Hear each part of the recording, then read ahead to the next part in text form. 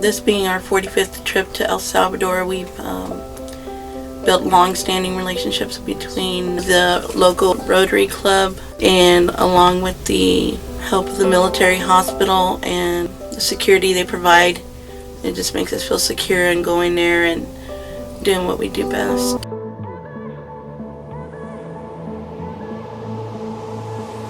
Hands, put your empty hands in mine. And scars, show me all the scars you hide. And hey, if your wings are broken, please take mine so yours can open too. 'Cause I'm gonna stand by you. I am in awe watching all the volunteers, medical, non-medical, just work so tirelessly, contribute financially, contribute their time to come and be part of these mission trips. It's inspiring, it is amazing, and we can't do this work without their investment. I've been always very impressed and always like to come back to Austin Smiles trip because they have done such a very fine-tuned job of getting everything done for the volunteers. Everyone helped everyone. People were on a first name basis and no one's title or ego got in the way of helping take care of the kids, or no one's level of experience, how many years they had, where they came from. None of that got in the way of the end goal, which was to provide the safest care and the highest level of care to each of the patients that we had. That was the coolest part.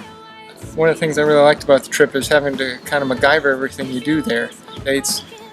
We have to bring our own drugs, and sometimes we don't have the drugs we would normally use. You have to bring all your own equipment, and everything's different. And it challenges your medical knowledge, and it challenges how well you can adapt to what you got, because sometimes things don't work, and in the middle of the case, all your monitors die, and so you have to go back to training that you've only read about. That's kind of intellectually stimulating and kind of a fun part of doing this. 'Cause I'm gonna stand by you, even if I bring it down. We can find a way to break through, even if we can't find heaven. I'll walk through hell with you. Love, you're not alone. 'Cause I'm gonna stand by you. I do ear, nose, and throat surgery, so I brought with me a flexible nasal laryngoscope. And basically, you slide it in, someone's nose. It allows you to see the nasal anatomy. It allows you to see the nasal pharynx, which is important in patients with cleft palate. And then you can go down past that and look at their pharynx and their throat and their vocal cords. Being able to use that was invaluable.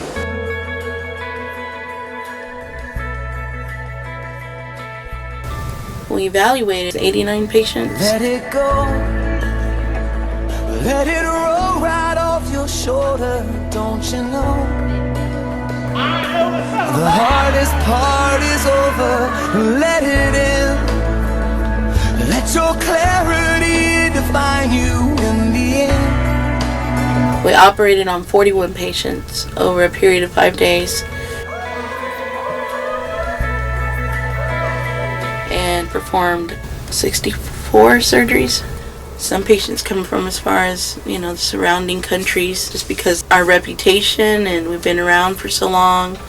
They hear about us, they know we're coming. Our lives are made in these small hours, these little wonders, these twists and turns of fate. One little guy named Samuel who was like the happiest baby anybody had ever seen, and it was amazing because everybody who saw this baby and operated on him and helped him recover and saw him in the waiting room just could not believe how happy he was. And he had, a massive facial birth defect, and he had no idea. He was just so happy, and he'll still be a really happy kid. It's fun to think about him. I remember when we brought him back out, the work that Dr. Greaves did was just awesome, and his lip, you could tell it was going to look really good. Also, there's a girl, Xiomara, who was having her 12th cleft repair surgery and her 11th by Austin Smiles. It's good to go back and see the same families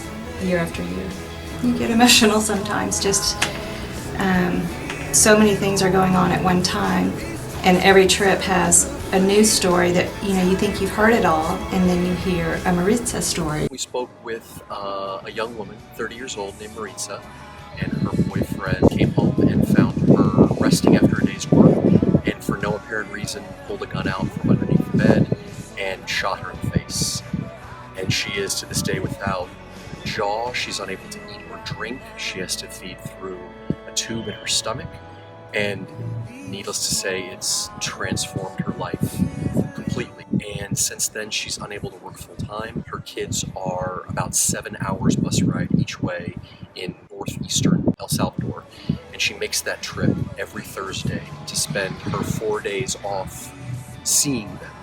And when we asked her what has been obviously the most difficult part of her life since this incident, which was in April of 2014, is that it devastates her that her children see her and they are hurt, and it's difficult for them to relate to her or understand what happened.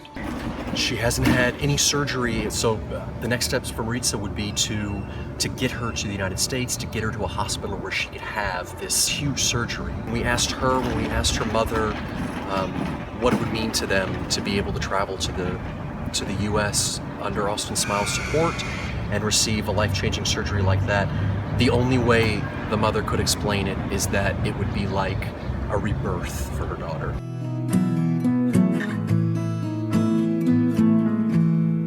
Loving can hurt. Loving can hurt sometimes, but it's the only thing that I know. It was fantastic to reunite the kids with their moms, like especially the babies with their moms. Just seeing the baby, like the moms hand over their babies to anesthesia or to the OR nurse, and seeing them, have that emotion to be separated from their babies, that's definitely, that kind of breaks your heart. Or like one mom who said she wouldn't eat the whole day because her baby couldn't eat the whole day. Like, I've never heard any mom say that here in the States. One of my favorite moments from the trip was Dr. Greaves actually got very sick and had some food poisoning. He came to the hospital knowing that he had not felt well. We started an IV on him, and we gave him fluids and gave him some Zofran so he'd feel less nauseous. And I was really impressed with his wanting to continue operating, and I have never in all of my years doing anesthesia have I ever seen a surgeon with an IV hooked to him and getting fluid and continuing to operate.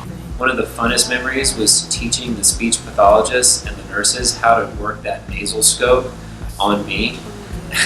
It had been a long time since I'd let someone else scope me before, and I was reminded why.